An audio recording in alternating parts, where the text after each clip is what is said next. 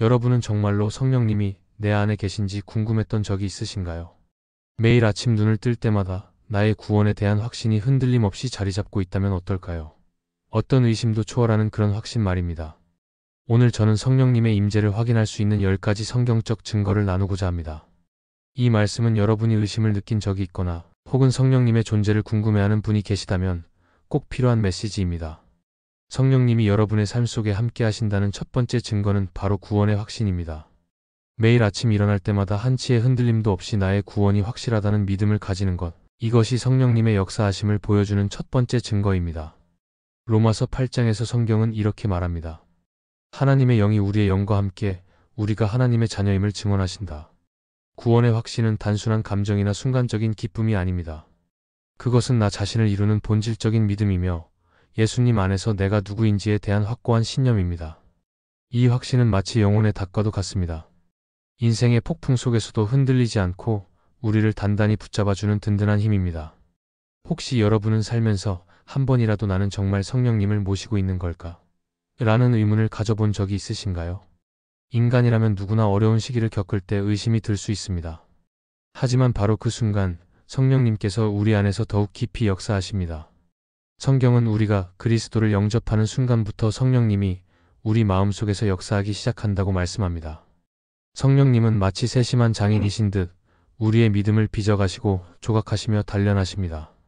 그분의 존재는 조용하지만 결코 부인할 수 없는 것입니다. 우리를 하나님께 속한 존재로 끊임없이 기억하게 만드는 내면의 음성이 바로 성령님의 음성입니다. 한번 이렇게 생각해 보세요. 삶의 폭풍이 몰아쳐도 내 안에 흔들리지 않는 평안이 있다면 그것이 바로 성령님의 임재를 증명하는 것입니다. 성령님은 우리의 믿음을 강하게 하시고 불안한 순간에 위로해 주시며 너는 하나님의 자녀야 라고 확신을 주십니다. 그것은 마치 나만의 친밀한 친구가 늘 곁에 계시면서 나의 아픔과 고민을 다 아신 채로 조용히 용기와 희망의 말씀을 속삭여주는 것과 같습니다. 예를 들면 이런 경험이 있지 않으신가요? 어느 날 혼자라는 생각에 사로잡혔지만 갑자기 말로 설명할 수 없는 평안이 내 안에 가득 찬 적이 있다면 그것이 바로 성령님의 역사입니다. 혹은 정말 어려운 결정을 내려야 하는 순간에 예상치 못한 깨달음과 확신이 찾아와 올바른 선택을 할 수 있었던 적이 있다면 그것 또한 성령님의 인도하심입니다. 그러니 여러분이 의심을 느끼거나 사탄이 여러분의 믿음을 흔들려 할 때 이 진리를 기억하세요. 성령님께서 여러분 곁에 계시며 믿음을 더욱 견고하게 다지시고 너는 하나님의 사랑받는 자녀야 라고 거듭 확신시켜 주십니다. 이 평안과 확신은 성령님의 분명한 표적이며 여러분을 인도하고 힘을 주는 확실한 증거입니다. 그러니 이 확신을 단순한 이론이 아니라 실제 삶 속에서 살아 숨쉬는 현실로 받아들이세요. 이 확신이 여러분의 행동, 결정, 생각까지 변화시키도록 하세요. 구원의 확신은 단순한 개념이 아니라 깊고도 강력한 변화를 일으키는 실제적인 삶의 진리입니다. 그러니 여러분은 이 진리를 온전히 받아들이고 하나님의 사랑받는 자녀로서 담대하게 살아가세요. 혹시 여러분도 이런 확신을 경험하신 적이 있으신가요? 여러분의 이야기를 댓글로 나눠주세요. 성령님이 여러분 안에 계시다는 두 번째 분명한 증거는 여러분의 성품이 변화하는 것입니다. 갈라디아서 5장 22절 23절에서 성령의 열매가 이렇게 나옵니다. 사랑, 기쁨, 평안, 오래 참음, 자비, 선함, 충성, 온유, 절제. 이것들은 단순히 듣기 좋은 말이 아닙니다. 성령님께서 여러분 안에서 역사하실 때 실제로 나타나는 변화입니다. 성령님이 내 안에 계신다고 해서 갑자기 완벽한 사람이 되는 것은 아닙니다. 하지만 예수님을 닮아가는 과정이 시작됩니다. 매일 조금씩 변화하며 예전과는 다른 모습으로 성장하는 것입니다. 여러분의 성품을 하나님의 정원이라고 생각해 보세요. 작은 친절한 행동, 인내하는 순간들, 용서하기로 선택한 결정, 이 모든 것이 정원의 꽃처럼 피어나고 있는 것입니다. 성령님의 역사하심이 없었다면 쉽게 짜증이 났을 일들이 이제는 좀 더 참아지진 않나요? 예전에는 용서하지 못했던 일이 이제는 마음에서 자연스럽게 흘려보내지고 있진 않나요? 이것이 바로 성령님의 역사입니다. 성령님은 우리의 겉모습뿐만 아니라 내면 깊은 곳에서부터 변화를 일으키십니다. 우리가 사람들을 대하는 방식, 믿음을 살아가는 방식이 달라집니다. 만약 여러분이 내 안에 성령님이 계실까? 라는 고민이 든다면 스스로의 마음을 돌아보세요. 내 안에서 조금씩 변화하는 모습이 있는가? 예전보다 온유해지고 사랑을 실천하고 인내하는 모습이 보이는가? 그렇다면 그것이 바로 성령님의 살아있는 증거입니다. 성령님은 단순히 우리에게 구원의 확신을 주시는 분이 아닙니다. 우리를 점점 예수님 닮은 사람으로 빚어가십니다. 그 성품의 변화가 바로 하나님께서 우리와 함께 하신다는 분명한 증거입니다. 그러니 이 변화를 받아들이고 성령님께서 여러분 안에서 더 큰 열매를 맺을 수 있도록 맡겨드리세요. 성령님의 임재를 확인할 수 있는 세 번째 증거는 복음을 전하고 싶은 열정과 능력이 생기는 것입니다. 사도행전 1장 8절에서 성경은 이렇게 말씀합니다. 성령이 너희에게 임하시면 너희가 권능을 받고 땅 끝까지 이르러 내 증인이 되리라. 성령님께서 함께 하시면 복음을 전하고 싶은 강한 열정이 생깁니다. 혹시 여러분도 예수님을 전하고 싶은 마음이 생긴 적이 있나요? 이것이 바로 성령님이 여러분 안에서 역사하고 계시다는 강력한 증거입니다. 이 뜨거운 열망은 우리 스스로 만들어내는 것이 아닙니다. 성령님께서 우리를 움직이시기 때문에 생기는 것입니다. 성령님은 우리 마음에 잃어버린 영혼들을 향한 깊은 사랑과 긍휼의 마음을 심어주십니다. 그로 인해 우리는 사람들을 이전과 다르게 바라보게 됩니다. 더 이상 이 복된 소식을 우리 안에만 간직하고 있을 수 없게 됩니다. 예수 그리스도의 사랑을 모든 사람에게 전하고 싶은 강한 갈망이 생기는 것입니다. 이 전도에 대한 뜨거운 열정은 성령님의 강력한 임재를 보여주는 분명한 증거입니다. 오순절 성령 강림 이후의 제자들을 떠올려 보세요. 그들은 예수님이 부활하시기 전까지만 해도 두려움에 사로잡혀 있었습니다. 핍박을 받을까 봐 숨었고 확신 없이 떨고 있었습니다. 그러나 성령님을 받은 후에는 완전히 달라졌습니다. 그들은 담대하게 복음을 선포했고 어떤 박해도 두려워하지 않았습니다. 혹시 여러분도 비슷한 경험을 해본 적이 있으신가요? 예전에는 신앙을 표현하는 것이 조심스러웠는데 이제는 친구, 가족, 직장 동료, 심지어 처음 만나는 사람에게까지 예수님을 전하고 싶은 마음이 강하게 드는 것을 느낀 적이 있으신가요? 전에는 하지 못했던 말들이 어느 순간 자연스럽게 나오고 예상치 못했던 용기가 솟아나는 경험을 한 적이 있으신가요? 이것이 바로 성령님의 역사입니다. 그리고 전도는 단순히 말로만 이루어지는 것이 아닙니다. 우리가 살아가는 방식, 우리의 태도, 친절함, 사랑이 깃든 행동들도 강력한 전도의 도구가 됩니다. 주변 사람들이 여러분 안에서 어떤 특별한 것을 발견하고 궁금해하며 존경심을 갖게 되는 것은 성령님께서 여러분을 통해 역사하고 계시다는 증거입니다. 그러니 만약 예수님을 전하고 싶은 열정이 여러분 안에 있다면 그것은 바로 성령님께서 여러분을 통해 일하고 계시다는 강력한 증거입니다. 성령님께서는 여러분에게 힘과 용기를 주셔서 하나님의 사랑을 세상에 전하는 살아있는 증인이 되게 하십니다. 즉, 전도에 대한 열정과 능력은 성령님이 함께 하신다는 분명한 증거입니다. 성령님은 여러분을 준비시키고 사랑과 긍휼로 가득 채우시며 하나님의 도구로 사용하십니다. 그러니 이 불같은 열정을 계속 키워가세요. 성령님의 인도하심을 따라 말하고 행동하며 복음의 기쁜 소식을 널리 전하세요. 성령님이 여러분과 함께 하신다는 네 번째 증거는 방언을 말하는 것입니다. 오순절 날 사도들이 성령을 받고 각기 다른 언어로 말하기 시작한 것을 기억하시나요? 사도행전 2장에서 이는 성령님께서 강력하게 역사하신 증거였습니다. 또한 고린도전서 14장 2절에서 바울은 이렇게 말합니다. 방언을 말하는 자는 사람에게 하지 아니하고 하나님께 하나니. 방언은 마치 하나님과 직접 대화하는 것과 같은 특별한 은사입니다. 보통의 언어로 표현할 수 없는 깊은 영적인 비밀을 담고 있는 특별한 소통 방식입니다.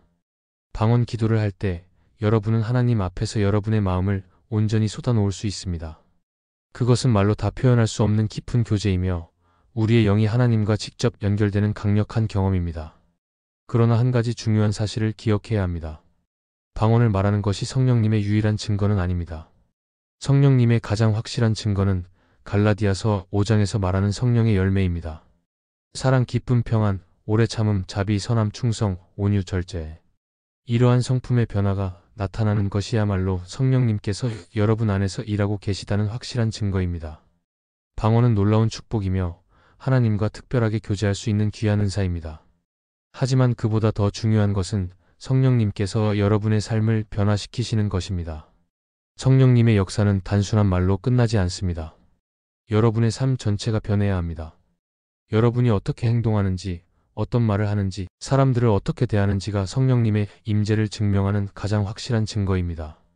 즉, 방언을 말하는 것은 성령님의 강력한 역사이지만 성령님의 가장 분명한 증거는 여러분의 변화된 삶 속에서 나타나는 것입니다. 그러니 성령님께서 여러분을 변화시키시도록 계속해서 마음을 열고 그분의 인도하심을 따르세요. 성령님이 여러분과 함께 하신다는 다섯 번째 증거는 예수님을 향한 깊은 사랑입니다. 로마서 5장 5절에서 성경은 이렇게 말합니다. 하나님의 사랑이 우리 마음에 부어졌느니라. 이는 우리에게 주신 성령으로 말미암음이니라. 성령님이 충만할 때 우리 안에서 예수님을 향한 사랑이 넘쳐납니다. 그 사랑은 너무나 강렬해서 무시할 수 없을 정도가 됩니다. 한번 생각해 보세요. 여러분이 누군가를 사랑할 때 그 사람에 대해 계속 이야기하고 싶지 않나요? 예수님도 마찬가지입니다. 성령님이 여러분 안에 계시면 예수님을 이야기하는 것이 자연스러워집니다. 예수님에 대한 사랑이 삶의 모든 부분에 스며들게 됩니다. 여러분의 행동, 결정, 대화 하나하나가 예수님의 사랑과 은혜를 반영하게 됩니다. 성령님은 우리의 삶 전체를 통해 예수님을 영화롭게 하도록 인도하십니다.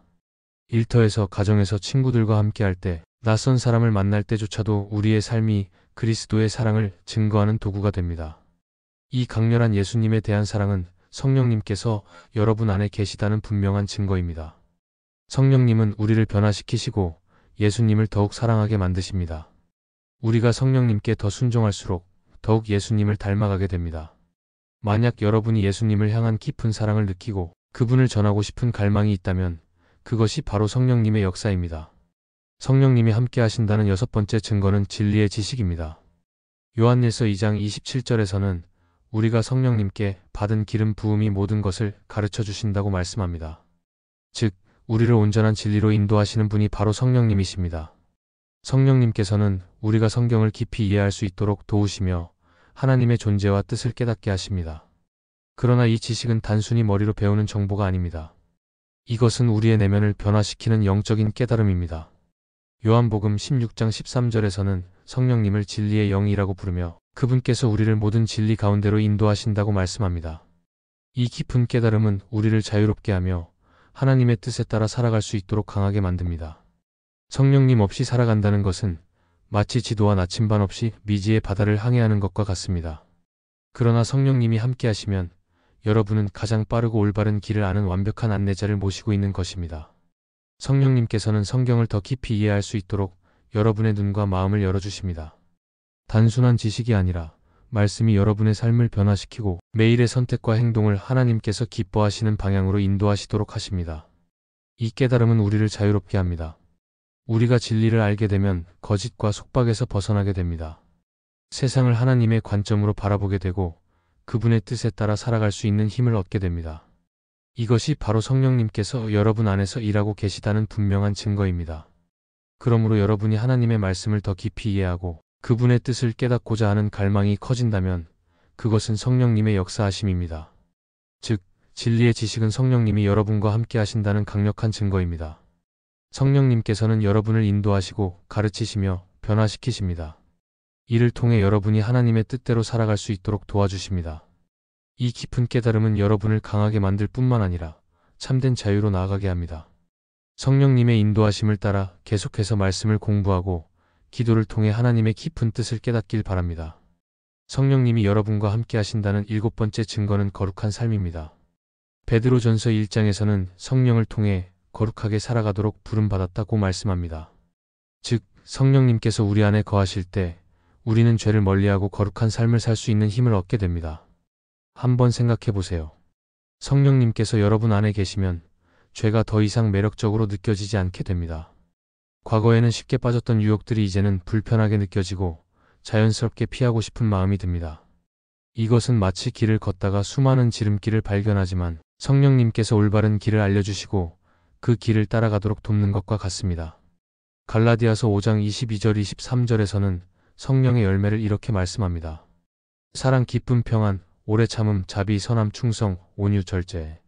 이것들은 단순한 성품이 아니라 하나님의 거룩하심을 반영하는 모습들입니다.